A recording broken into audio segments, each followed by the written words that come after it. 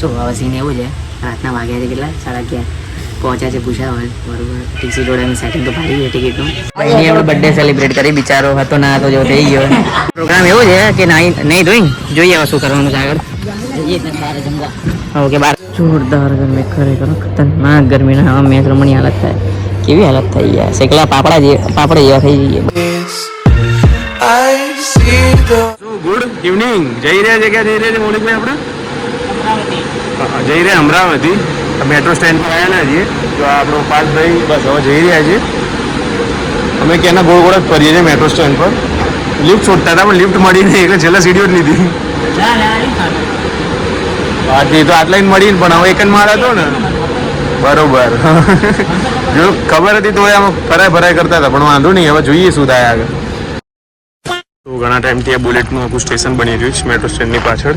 જે Kalupur metro stand છે એની પાછળ બુલેટનું બની રહ્યું છે. એ જે બી અહીંથી આવે છે ને એનામ ચાલીને આમ જવું પડતું હોય છે. સીટ મળી ચૂકી છે 71-72 લાઈક 71-72 જેટલી સીટ હોય ઠીક સુધી. શું કહેવું ભાઈ, મજામાં ને? જોઈએ હવે સીટ કે ટ્રેન ઉપર ત્યારે સારું. તો સખત ગરમી લાગે તો ખરેખર અચાનક જ ગરમી ચાલુ થઈ ગઈ. 2000 years. Good morning. અમરાવતી તો પહોંચી ચૂક્યા છે અને સ્ટેડિયમની બહાર રાહ જોઈએ છે. સીટની રાહ જોઈએ છે. સીટની નહીં સોરી બસની રાહ જોઈએ છે. ક્યારના બેઠા આખી ટીમ, શી ખબર. આ શું કરે આ પૂરીના ફોટા જોવા ધવલ, ગજબ રૂમ પર જઈને ભાઈ બતાવી જાવ. શું કહેવું નહીં ધ્રુવિત? Good afternoon. રૂમ મળી ચૂકી છે, છોકરાઓ સેટ થઈ ગયા. શું કહેવું નહીં ધવલ? જોરદાર રૂમ છે. પ્રિન્સ થોડીને ઊંઘો બધા તું ત્યાં અમે ચાર એમ ફિક્સ જ છીએ એટલે આવું થાય. ખીચડા મૂંગો એટલે સખત ગરમી છે બસ, સખત ગરમી છે ખરેખર. આટલી ગરમી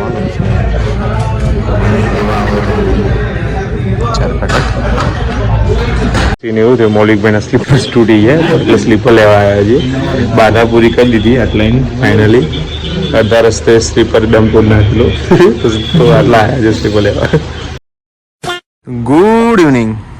કે ના રાજવીન બેઠા છે અમારા વાળા, હજુ અમારા વાળા હતા જ નહીં. ફ્લેશે ચાલુ નહીં થતો ખરેખર, ફ્લેશનું કંઈ કરવું પડશે. બસ હવે કાલથી ચાલુ. શું કહેવું નહીં ધ્રુમિત? આટલા અમને રહેવાના આપ્યું એ સારું છે નો ડાઉટ, દેખાશે નહીં. તો ગુડ નાઇટ. તો good morning from Amravati. Day 1 છે આજે મેચનો એન્ડ થોડીક લેઝી સવાર થઈ છે કારણ કે અડધી ટીમ આવી છે અને અડધી ટીમ નથી આવી. So let's see. બોયઝના બેકગ્રાઉન્ડ છે એક આ અને એક પેલું સેકન્ડ બેકગ્રાઉન્ડમાં ચાલુ થશે હમણાં મેચ. હાલ તો એક મેચ અમારી છે નહીં બટ આવશે તો જોઈશું જે થવું હોય થાય. વોટ્સઅપ એવા પાડે કે ડાયરેક્ટ સાંજે જ મેચ છે યાર, આખો દાડો બગડ્યો. બાય ધ વે એક મેચ ચાલુ થઈ. ગ્રાઉન્ડ બહુ સુપર બનાવી ગયો.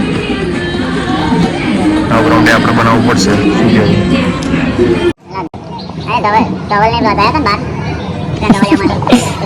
A few moments later. बेटा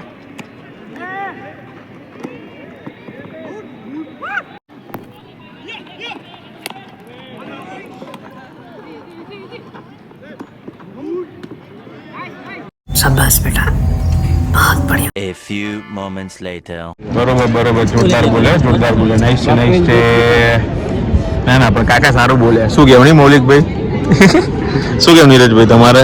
बरोबर से टाइम पास में तो चाली जाए क्या तो ठीक है समय काटिए खेली जाती है, इसलिए आयोजन समिति का मैं बहुत दिल से आपका अभिनंदन करती हूँ. इतने छोटे छोटे बच्चों को, हमारे इंडिया के सब बच्चों को आप यहाँ લાઈક આવી રીતે કઈ ગેમમાં નહીં હોય જ્યારે 132 ટીમનો રેકોર્ડ બનાવ્યો હોય. બસ 1 થી 2000 ખેલાડીઓ ખાલી એક જ ગ્રાઉન્ડ પર. ગજબ એ પ્રસંગ બગાડ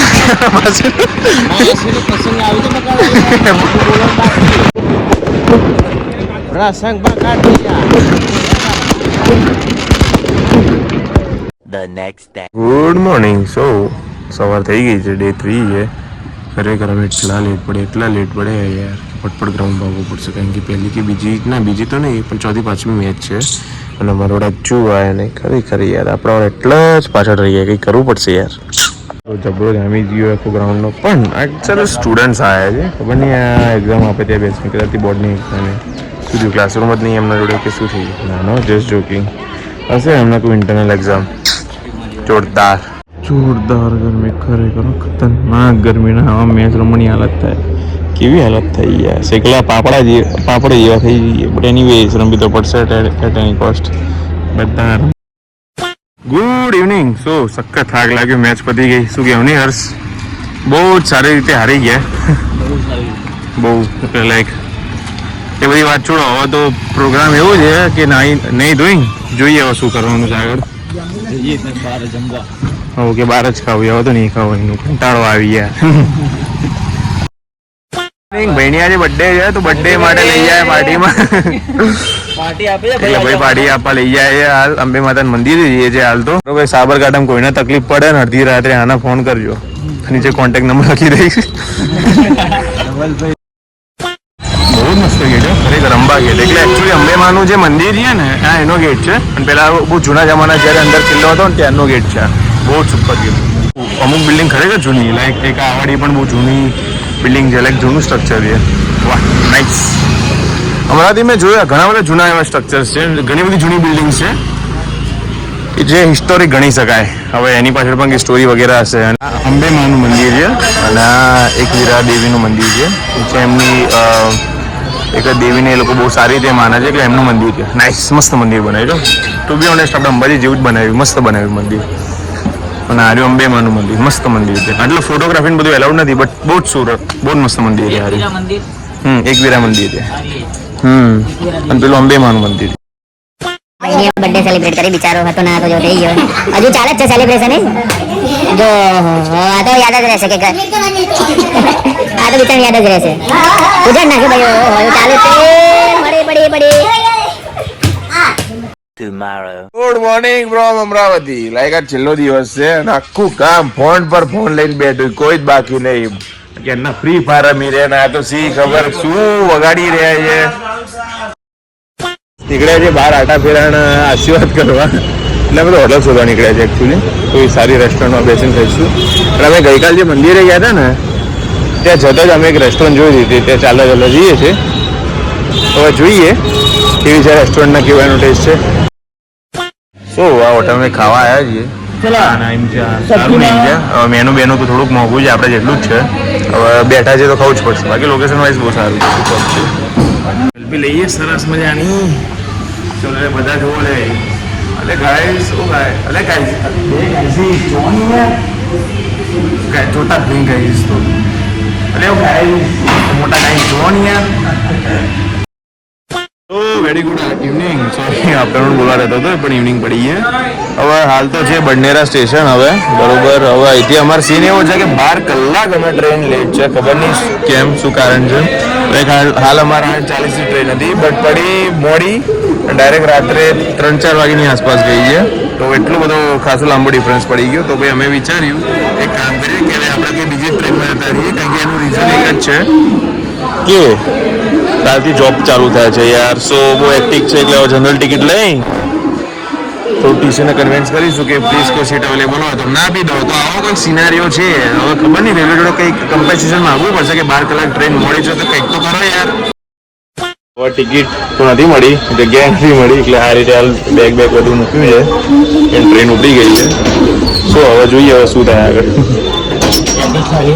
સો એક સીટ તો મળી જાય પણ તમને પેલા ભાઈ કંઈ તો ગયા છે કે ભાઈ હમણાં ઉતારું છું તમને, બિકોઝ અમારું ઊંઘું છે. પાછું બધું તામ જમવાનું મન લાયા હતા. પાછું બધું પાછી આપણે બેક ટુ બેગ લે એ દરવાજા આગળ બેસવાનું.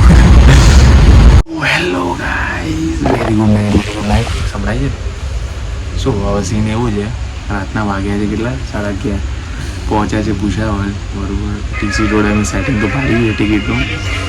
બટ ટીસી એવું કહે છે કે જે નેક્સ્ટ ટીસી જે ભૂસાવલથી ચડે ને એના જોડે વાત કરજો. જોડે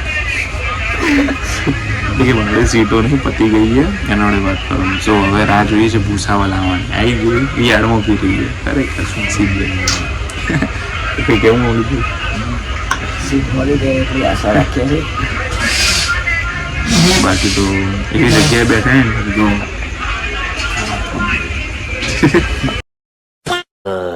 સો ફાઇનલી ઘરે પહોંચી ચૂક્યા છે. હવે ડાયરેક્ટ અહીંથી ઘરેથી ડાયરેક્ટ ઓફિસ. ઘરે આખો રસ્તો બંધ કર્યો. સો એનીવે